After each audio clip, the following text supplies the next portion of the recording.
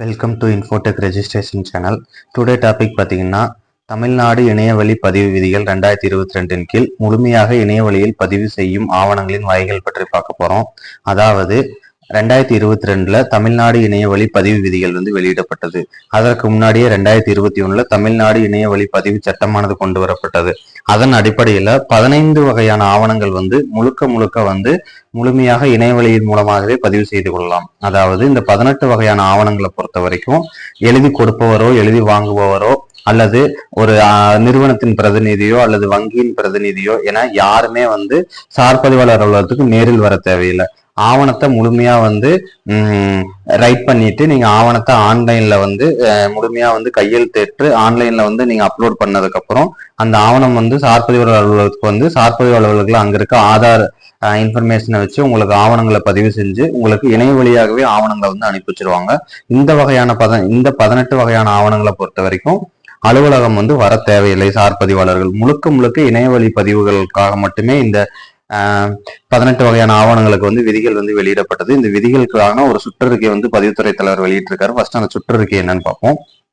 சுற்றறிக்கை எண் பாத்தீங்கன்னா 14210 C1 14210 C1.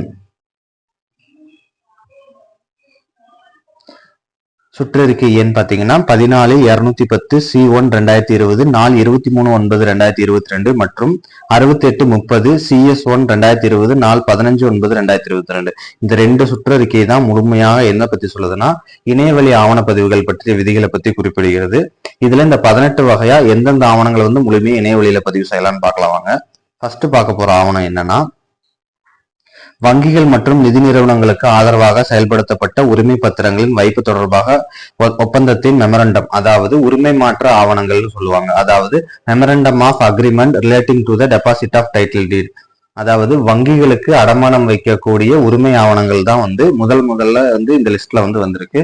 இது முழுமையா இணையவழி செய்யப்பட்டுள்ளது. ஸோ அடமானம் வைக்கிறதுக்கு நீங்க வங்கியை நாட தேவையில்லை. முழுமையா வங்கியிலிருந்தே உங்களுக்கு ஆவணங்களை எழுதி அங்க இருக்கிற ஆவண எழுத்தர் மூலமா சார்பதிவாளர்களுக்கு அனுப்பிவிட்டு ஆவணம் பதிவு செய்து தரப்படும் சொல்லியிருக்காங்க. அடுத்தது பவர் ஆஃப் அட்டானமி அதிகாரத்தை ரத்து செய்தல், அதாவது cancellation of power of autonomy. பொது அதிகார ஆவணங்கள் தமிழ்ல சொல்லுவாங்க. அதாவது பவர் ஆஃப் அட்டானமி ஆவணத்தை ரத்து செய்ததற்கு நீங்க அலுவலகத்துக்கு வர தேவையில்லை. முழுவதும் இணையவழியிலேயே பதிவு செய்து கொள்ளலாம். ஸோ ஃபர்ஸ்ட் பார்க்க போறது M O D document, deposit of title டீட்ல M O D memorandum of agreement relating to the deposit of title deed. ரெண்டாவது cancellation of power of attorney, power ஆவணங்களை ரத்து செய்வதற்கு நீங்க அலுவலகம் வர தேவையில்லை. அடுத்தது என்ன சொல்றாங்கன்னா, சிவில் நீதிமன்றம் மற்றும் வருவாய் நீதிமன்றங்கள் அல்லது கடன் மீட்பு தீர்ப்பாயங்கள் மூலம் பொது ஏலத்தில் விற்கப்படும் எந்த ஒரு சொத்தையும் வாங்குவதற்கு வழங்கப்படும் விற்பனை சான்றிதழ், சர்டிபிகேட் ஆஃப் சேல். அதாவது ஏலத்தின் மூலம் விடப்பட்ட சொத்துக்களை நீங்க வாங்கியிருந்தீங்கன்னா அந்த சொத்துக்களை ஆவணப்பதிவு செய்வதற்கு நீங்க சார்பதிவாளர் அலுவலகம், அதாவது சப்ரெஜிஸ்டர் ஆபீஸ் வர தேவையில்லை அப்படின்னு சொல்லியிருக்காங்க.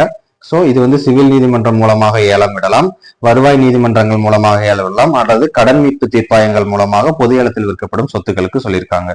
அடுத்தது பாத்தீங்கன்னா, நிதி சொத்துக்களை பத்திரப்படுத்துதல் மற்றும் புனரமைத்தல் மற்றும் பாதுகாப்பு வட்டி சட்டம் 2002, மத்திய சட்டம் 2002 ஆகியவற்றின் கீழ் வங்கியின் அங்கீகரிக்கப்பட்ட அதிகாரியால் செயல்படுத்தப்பட்ட விற்பனை பத்திரம், சேல் டாக்குமெண்ட். அதாவது வங்கி சட்டம், மத்திய வங்கி சட்டம் 2002 கீழ் வங்கியால் அங்கீகரிக்கப்பட்ட அதிகாரியால் செயல்படுத்தப்படும் விற்பனை பத்திரங்கள். அதாவது வங்கியோட சொத்தை விற்பனை செய்வதாகவோ அல்லது வங்கியில் அடமானம் வைத்த சொத்தை விற்பனை செய்வதற்கு வங்கியால் அங்கீகரிக்கப்பட்ட அதிகாரி விற்பனை செய்யக்கூடிய ஆவணங்கள், சேல் டாக்குமெண்ட்டுக்கு நேரில் வர தேவையில்லைன்னு சொல்லியிருக்காங்க. உங்களுக்கு இந்த பிடிஎஃப் வேணும்னா கீழே டிஸ்கிரிப்ஷன்ல கொடுத்துருக்கேன். அதே மாதிரி இந்த ரெண்டு சுற்றறிக்கையும் உங்களுக்கு கீழே டிஸ்கிரிப்ஷன்ல கொடுத்துருக்கேன். வேணுங்கிறவங்க டவுன்லோட் பண்ணிக்கோங்க.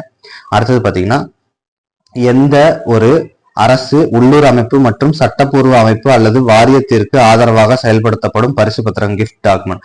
அதாவது உள்ளாட்சி அமைப்புகளுக்கோ அல்லது உள்ளூர் அமைப்புகளுக்கோ அல்லது அரசாங்கத்திற்கோ அல்லது எந்த ஒரு பொதுத்துறை நிறுவனத்திற்கோ நாம வழங்கக்கூடிய சொத்துக்களுக்கு, கிஃப்டா நாம கொடுக்கக்கூடிய சொத்துக்களுக்கு நாம அலுவலகம் செல்ல தேவையில்லை அப்படின்னு சொல்லியிருக்காங்க. எந்த ஒரு உள்ளூர் அமைப்பு, அரசு மற்றும் சட்டப்பூர்வ அமைப்பிற்கோ அல்லது வாரியத்திற்கோ ஆதரவாக கொடுக்கப்படும் பரிசு பத்திரங்கள், கிஃப்ட் டாக்குமெண்ட்டுக்கு நீங்க அலுவலகத்துக்கு வர தேவையில்லைன்னு சொல்லியிருக்காங்க. அதே போலவே அரசாங்கம், உள்ளாட்சி அமைப்புகள் மற்றும் சட்டப்பூர்வ அமைப்புகள் அல்லது வாரியத்திற்கு ஆதரவாக செயல்படுத்தப்படும் குத்தகை டாக்குமெண்ட், லீஸ் டாக்குமெண்ட்ஸ், அதாவது அரசாங்கத்திற்கு கொடுக்கக்கூடிய கிஃப்ட் டாக்குமெண்ட், பரிசு பத்திரங்களுக்கும் குத்தகை டாக்குமெண்ட், லீஸ் டாக்குமெண்ட்டுக்கும் நீங்க வந்து அலுவலகம், சார்பதிவு அலுவலகம் வர தேவையில்லைன்னு சொல்லியிருக்காங்க. அடுத்தது பாத்தீங்கன்னா, எந்த ஒரு வங்கி அல்லது நிதி நிறுவனங்களுக்கு ஆதரவாக செயல்படுத்தப்படும் அடமான பத்திரம். ஸோ பேங்குக்கு நீங்க அடமானம் வைக்கிறீங்க, அல்லது பினான்ஸ் டிபார்ட்மெண்ட் சம்பந்தமான நிதி நிறுவனங்களுக்கு, ஃபைனான்ஸ் கம்பெனிகளுக்கு வந்து அங்க வந்து நீங்க அடமான பத்திரம் வைக்கிறப்போ அந்த மாதிரியான சுச்சுவேஷன்ல நீங்க அலுவலகம் வர தேவையில்லைன்னு சொல்லியிருக்காங்க. சார் பதிவாளர் அலுவலகம் வந்து நீங்க ஆவணம் பதிவு தேவையில்லைன்னு சொல்லியிருக்காங்க. அடுத்தது பார்த்தா, அரசாங்க ஊழியர்களால் அரசாங்கத்திற்கு ஆதரவாக நிறைவேற்றப்படும் அடமான பத்திரங்கள். அரசாங்க ஊழியர்களால் அரசாங்கத்திடம் அடமானம் வைக்கக்கூடிய பத்திரங்களுக்கு வந்து நீங்க வந்து அலுவலகம், சார்பதிவாளர் அலுவலகம் வர தேவையில்லைன்னு சொல்லியிருக்காங்க. அடுத்தது, இந்தியாவிற்கு வெளியே செயல்படுத்தப்படும் சொத்து விற்பனைக்கான பவர் ஆஃப் அட்டானமிக்கு. இந்தியாவிற்கு வெளியே வந்து பவர் ஆஃப் டாக்குமெண்ட் நம்ம போடுறோம்னா அந்த மாதிரியான ஆவணங்களுக்கு வந்து நீங்க நேரில் வர தேவையில்லை. ஸோ இந்தியாவிற்கு வெளியே போடக்கூடிய பவர் ஆஃப் அட்டானமி ஆவணங்களுக்கு நேரில் வர தேவையில்லை. அதே போல இந்த பொது அதிகார ஆவணம், இந்தியாவில் பதியப்பட்ட பொது அதிகார ஆவணத்தை ரத்து செய்வதற்கு நேரில் வர தேவையில்லை. அது ரெண்டாவதா பார்த்தோம். அடுத்தது பாத்தீங்கன்னா, வங்கி அல்லது நிதி நிறுவனத்திற்கு ஆதரவாக செயல்படுத்தப்பட்ட முன்னர் பதிவு செய்யப்பட்ட அறக்கட்டளை பத்திரம் தொடர்பாக எந்த ஒரு வங்கியிலும் செயல்படுத்தப்பட்ட ரசீது பத்திரங்கள். அதாவது ஏற்கனவே வங்கியிலயோ நிதி நிறுவனத்திலோ நம்ம அடமானம் வச்சுட்டோம், அல்லது deposit of title deed MOD வச்சுட்டோம் அப்படிங்கிற பட்சத்துல அந்த ஆவணங்களுக்கு வந்து முழுமையா நீங்க வந்து தொகை கட்டி முடிச்சிட்டீங்க, உங்களுக்கு அந்த ஆவணங்களை வந்து ரிலீஸ் பண்ணணும், அதாவது அந்த ஆவணங்களுக்கு ரெசிப்ட் போடணும், ரசீது போடணும் அப்படிங்கிற பட்சத்துல அந்த மாதிரி ரசீது ஆவணங்களுக்கு வந்து நீங்க வந்து நேரில் வர வேண்டிய அவசியம் இல்லைன்னு சொல்லிட்டாங்க. அதே போல வங்கி அல்லது நிதி நிறுவனங்களுக்கு ஆதரவாக செயல்படுத்தப்பட்ட முன்னர் பதிவு செய்யப்பட்ட அடமான பத்திரம் தொடர்பாக எந்த ஒரு வங்கி அல்லது நிதி நிறுவனம் செயல்படுத்தப்படும் ரசீது பத்திரம்.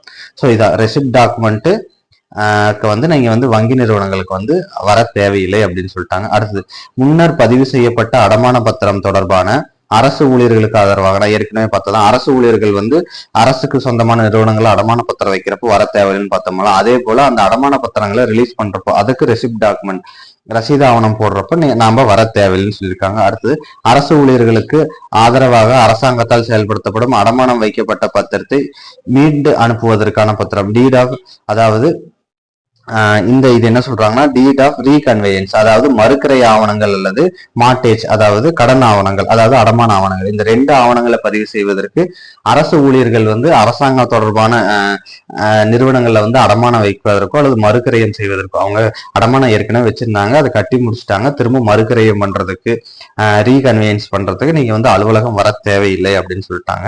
அடுத்தது பாத்தீங்கன்னா, அரசாங்கம், உள்ளாட்சி அமைப்பு அல்லது சட்டப்பூர்வ அமைப்பு அல்லது வாரியம் அல்லது அதற்கு ஆதரவாக நிறைவேற்றப்பட்ட குத்தகை பத்திரங்களை ஒப்படைத்தல். ஸோ நீங்க வந்து அரசாங்கத்திற்கோ அல்லது உள்ளாட்சி அமைப்புக்கோ அல்லது சட்டப்பூர்வ அமைப்பிற்கோ அல்லது பொதுத்துறை நிறுவனங்களோ எந்த ஒரு அமைப்பிற்கும் குத்தகை ஆவணங்கள் நீங்க வந்து ஒப்படைச்சீங்கன்னா, ஸோ சரண்டர் ஆஃப் லீஸ் நீங்க கொடுக்குறப்போ நீங்க வந்து அலுவலகம் வர தேவையில்லை அப்படின்னு சொல்லியிருக்காங்க. அடுத்தது, அரசாங்கத்திற்கோ அல்லது உள்ளாட்சி அமைப்புகளுக்கோ சட்டப்பூர்வ அமைப்பிற்கோ வாரியத்திற்கோ செயல்படுத்தும் குத்தகை பத்திரத்தில் மாற்றங்கள், டிரான்ஸ்பர் ஆஃப் லீஸ் டீட், அதாவது குத்தகை ஒப்படைப்பதற்கு எப்படி வர தேவையில்லை அந்த மாதிரி குத்தகையில மாற்றங்கள் செய்வதற்கும் நீங்க வர தேவையில்லை அப்படின்னு சொல்லியிருக்காங்க.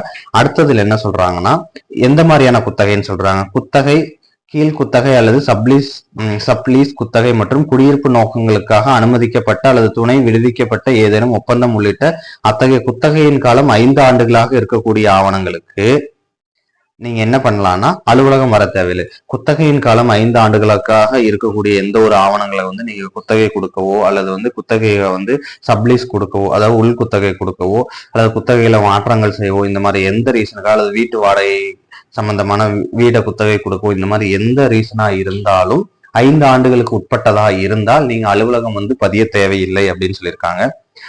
அடுத்தது, நிலத்தின் பிரிபடாத பங்கை விற்பதற்காக விளம்பரதாரர், அதாவது ப்ரொமோட்டர்ஸால் செயல்படுத்தப்படும் விற்பனை பத்திரங்கள், அதாவது நில விற்பனை ப்ரொமோட்டர்ஸ் நிறுவனங்கள் இருக்கு பாத்தீங்களா, அந்த நிறுவனங்கள் வந்து நிலத்தை வந்து பிரிபடாத பங்கை விற்கக்கூடிய நிலத்துல வந்து அலுவலகம் வர தேவையில்லை. அந்த மாதிரியான சேல் டாக்குமெண்ட், கரையாவணங்களுக்கு அலுவலகம் வர தேவையில்லைன்னு சொல்லியிருக்காங்க.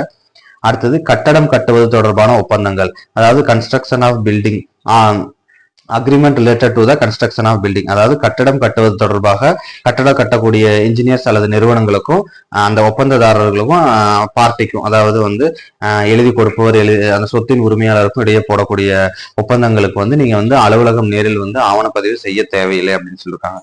அதாவது மேற்கொண்ட இந்த 18 வகையான ஆவணங்களுக்கு வந்து முழுக்க வந்து நீங்க வந்து அலுவலகம் வர தேவையில்லை. இந்த 18 வகையான ஆவணங்களை வந்து நீங்க வந்து உங்க வீட்டில இருந்தே வந்து இணைய வழியில வந்து அந்தந்த நிறுவனங்களோட இருக்கிற உரிமையை, அதாவது நிறுவனங்கள் தொடர்பான இருந்து டீட்டெயில்ஸை வாங்கி நீங்க ஆவணங்களை இணைய வழியில பதிவேற்றம் செஞ்சாவே இங்க சார்பதிவு அலுவலருக்கு அந்த ஆவணங்கள் வந்துடும். ஆதார்ல இருக்கக்கூடிய இன்ஸ்ட்ரக்ஷன்ஸ் அதை வந்து மெர்ஜ் பண்ணி உங்களுக்கு ஆவணங்களை பதிவு செஞ்சு உங்களுக்கு இணைய வழியிலே உங்க வீட்டுக்கு அனுப்பிடுவாங்க.